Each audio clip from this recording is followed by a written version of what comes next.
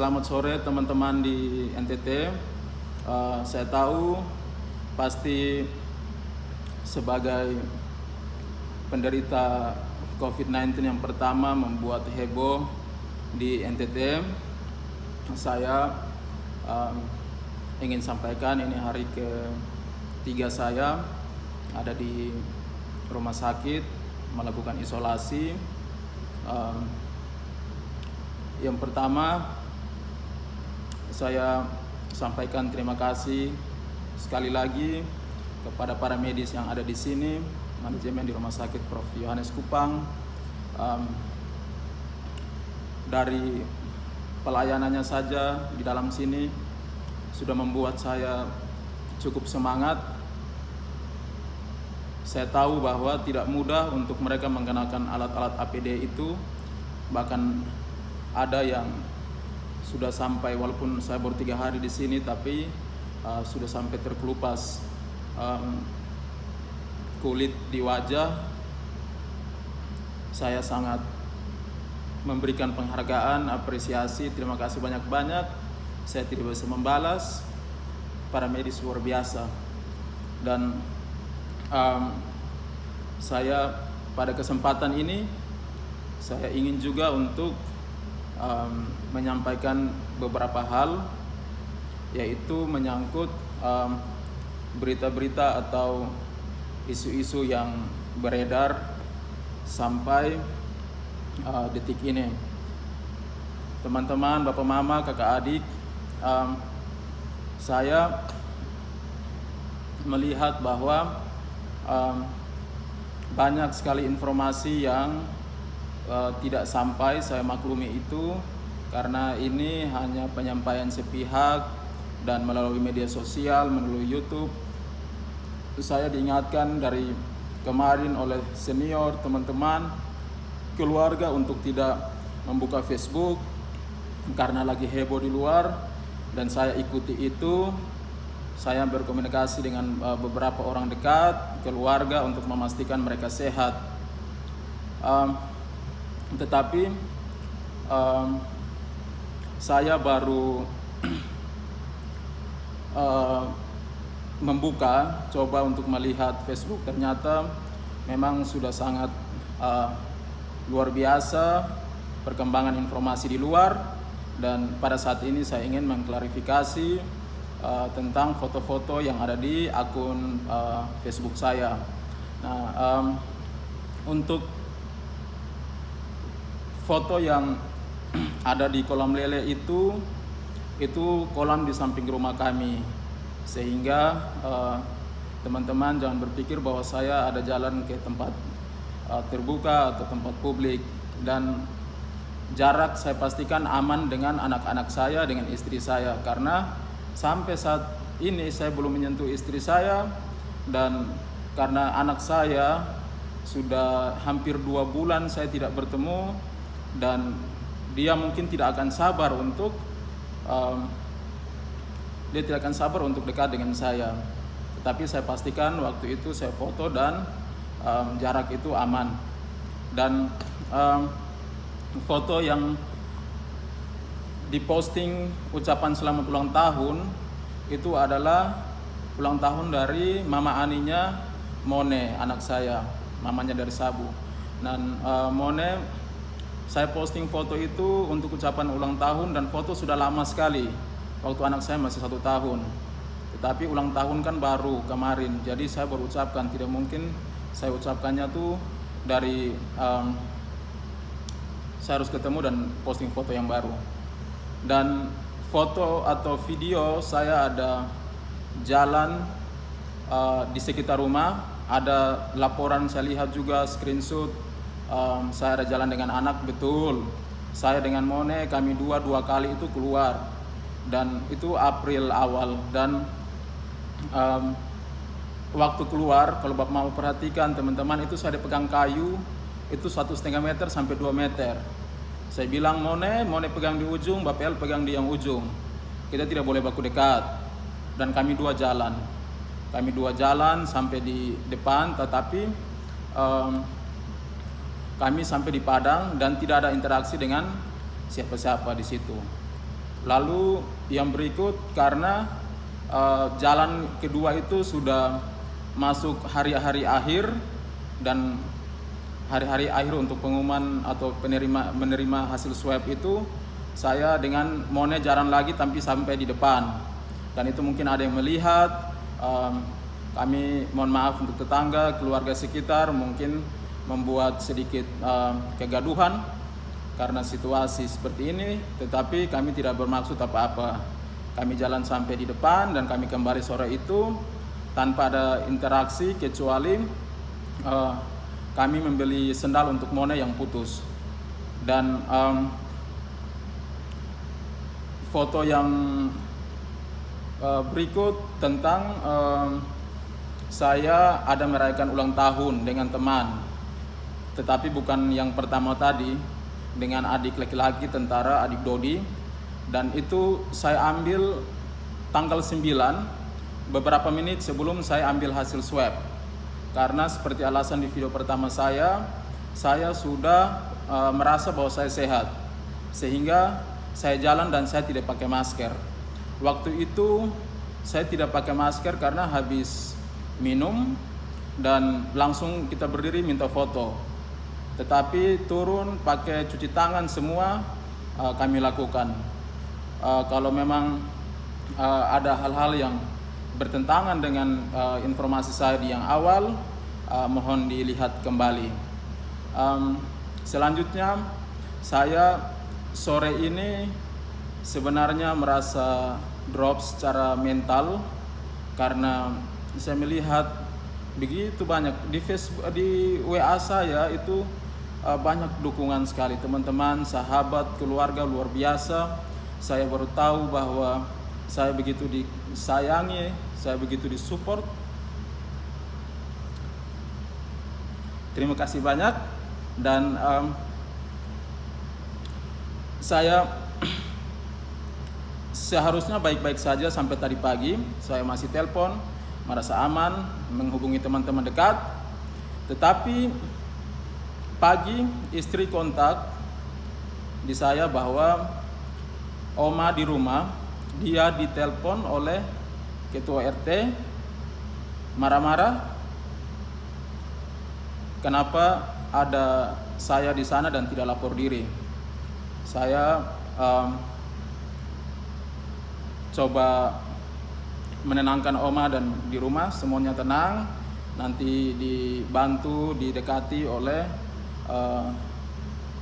Pak Lurah karena saya sudah dapat kontaknya, dan saya pikir sudah aman.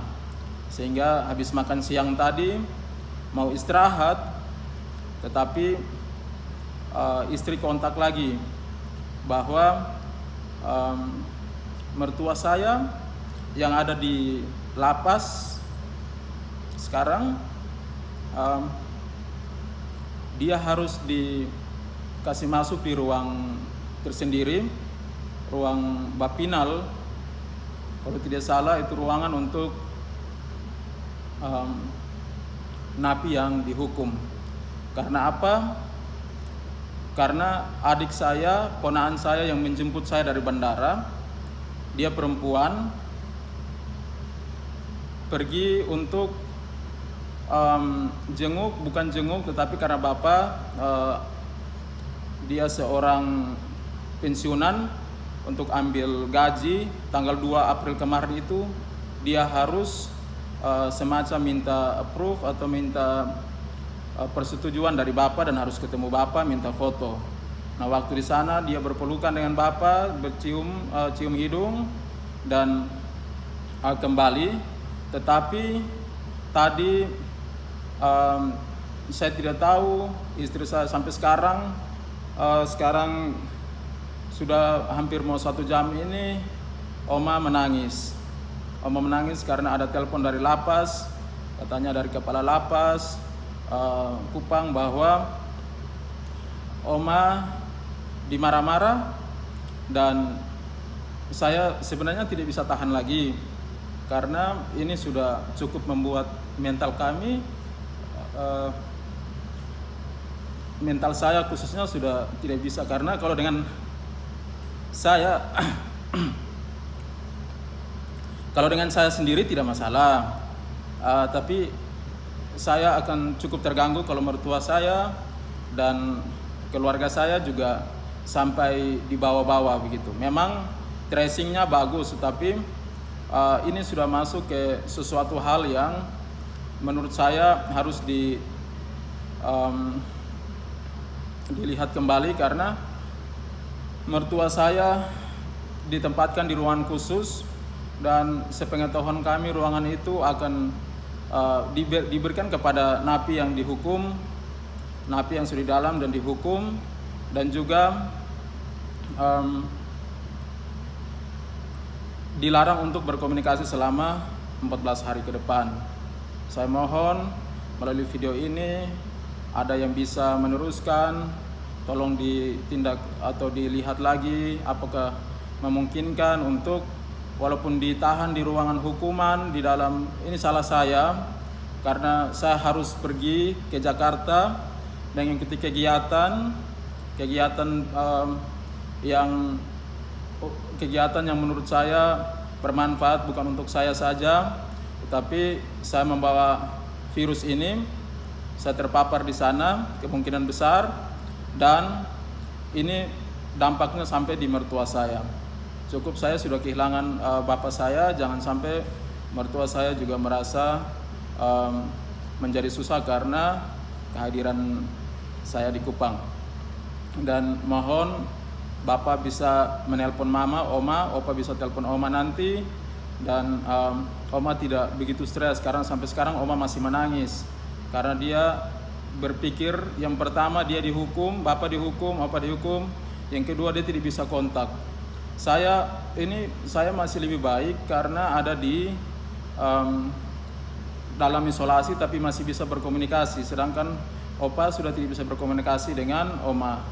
Untuk itu kalau memang informasi ini tadi telepon dari pihak lapas, tolong titip lihat opa. Kami mendoakan semoga opa di sana sehat-sehat, terlebih oma karena di rumah cuma oma, mama, adik ponaan dengan anak saya yang masih kecil 2 orang. Tolong supaya oma di rumah tidak drop, saya minta tolong. Lalu yang berikut saya juga ingin menyampaikan bahwa selama di luar saya memang keluar untuk hal-hal yang penting. Saya tidak asal jalan kemana-mana, kemanapun saya jalan saya mencuci tangan, hand sanitizer saya bawa, dan saya cukup bersyukur orang terakhir yang ketemu saya Dodi Blegur bersama 3 teman. Mereka sebenarnya konsultasi kalau adik Dodi ini dia mau kuliah lagi keluar. Dia tentara, tetapi dia sudah kontak lama untuk mau bertemu dan bercerita. Sehingga karena saya merasa aman, saya ketemu dengan dia dan terjadilah kontak. Tetapi puji Tuhan hasil rapid testnya dia negatif. Padahal HP-nya itu saya pegang karena dia tunjukkan foto. Terus kami di mobil itu sama-sama, tetapi ternyata dia negatif, 3 teman juga, dan sementara diisolasi di rumah sakit Nebonat. Itu adik Dodi. Lalu puji Tuhan juga saya sangat bersyukur untuk itu.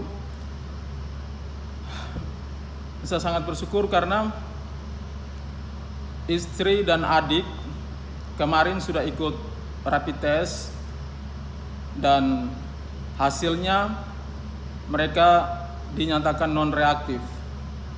Non-reaktif ini tadi saya coba tanya ke perawat nurse yang handle keluarga saya, itu katanya untuk saat ini memang tidak ada reaksi apa-apa di imun tubuh, atau saya kurang paham tadi, tetapi hasilnya non-reaktif, yang mana belum menunjukkan gejala-gejala.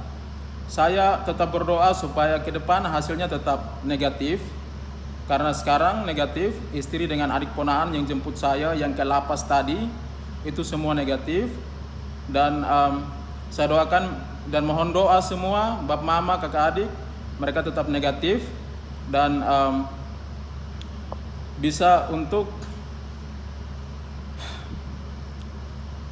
mereka bisa mensupport saya karena yang positif di sini sampai saat ini saya. Dan saya memang secara fisik pulih, tetapi ya saya tahu harus bisa menerima risiko karena sudah terbuka dengan semua. Saya harus jujur dengan publik karena saya juga ditodong, dikejar awal-awalnya, sehingga semoga hasil ini bisa menenangkan. Mereka sekarang sudah isolasi mandiri di rumah, mereka tidak kemana-mana. Terima kasih pemerintah Kota Kupang, Dinkes yang begitu bersiaga mengurus kami karena mertua warga di Kota Kupang, dan juga teman-teman alumni IPDN di Kota Kupang, STPDN, dan juga Pak Wali Kota. Mereka begitu perhatian dan juga mengurus semua kebutuhan kami, termasuk kebutuhan di rumah, sehingga mereka dipastikan akan tinggal di rumah untuk 14 hari ke depan lagi. Tetapi sekali lagi saya mau sampaikan bahwa hasil mereka pun puji Tuhan non reaktif, atau saya mau bilang negatif, saya takut, tetapi non reaktif untuk saat ini. Mohon doanya. Dan saya ingin sampaikan kepada teman-teman yang bully, mohon pengertiannya. Saya sebenarnya tidak masalah, saya sudah terbiasa dengan hal-hal yang seperti itu. Saya dulu dibully, masih kecil, saya tinggal di sawah, SD itu habisnya di sawah, tinggalnya di sawah. Kami tidak pintar bergaul, karena bergaulnya itu ada di sawah dengan bedeng dan lumpur. Tetapi saya titip pesan, tolong dilihat dulu, karena ini bukan saya tahu saya bawa virus, dan saya merasakan tadi saya melihat medsos itu stigma tentang pembawa virus itu betul-betul tertanam di saya, kemudian keluarga semua terkena dampak. Saya bersyukur walaupun agak drop sedikit, tetapi saya masih bisa berpikir sedikit untuk menenangkan diri. Ada orang-orang dekat yang sudah saya telepon tadi, terima kasih. Psikolog juga yang saya kontak, terima kasih. Saya harus berkonsultasi dengan mereka karena jujur sangat mengganggu. Sangat mengganggu. Saya tidak menyangka bahwa beberapa hari ke depan ini apakah saya bisa stabil. Tetapi saya mohon teman-teman semua menyadari, silakan berbagi informasi, tetapi jangan sampai keluarga juga menjadi imbas. Dan saya tidak bisa melarang komentar dari siapapun. Intinya ini wabah dan siapa saja bisa kena. Saya tidak menginginkan saya ke sana karena memperjuangkan nasib saya sebagai seorang pemburu beasiswa. Saya mengikuti, bersyukur bisa sampai di sana, dan saya mendapat virus ini dan menjadi orang pertama di NTT, dan saya harus berjuang menyampaikan, butuh persiapan, saya menyampaikan harus terbuka dengan segala konsekuensi, dan hasilnya yang saya dapatkan adalah saya dibully, dan juga keluarga saya, terkhusus Oma, dia sampai harus menangis hingga detik ini karena ada pembatasan-pembatasan yang dilakukan oleh beberapa pihak. Untuk itu, sekali lagi melalui kesempatan ini saya sampaikan, doakan. Saya positif corona, istri dengan anak saya sudah, istri dengan adik ponaan saya sudah tes kemarin, rapid test, dan hasilnya non reaktif atau negatif. Dan adik Dodi beberapa menit sebelum kontak saya, belum saya ambil hasil corona, itu juga sementara negatif. Mereka 3 orang. Doakan semuanya baik-baik saja. Saya mohon maaf sekali lagi kalau ada yang salah. Dan kepada semua pihak yang mendukung saya, kalian luar biasa. Saya hanya membuka WA dan melihat semua hal. Kalau ada yang belum saya balas, nanti saya akan balas. Apresiasi saya setinggi-tingginya untuk kalian, sahabat, teman, keluarga. Demikian, selamat menyongsong Paskah. Salam, selamat sore.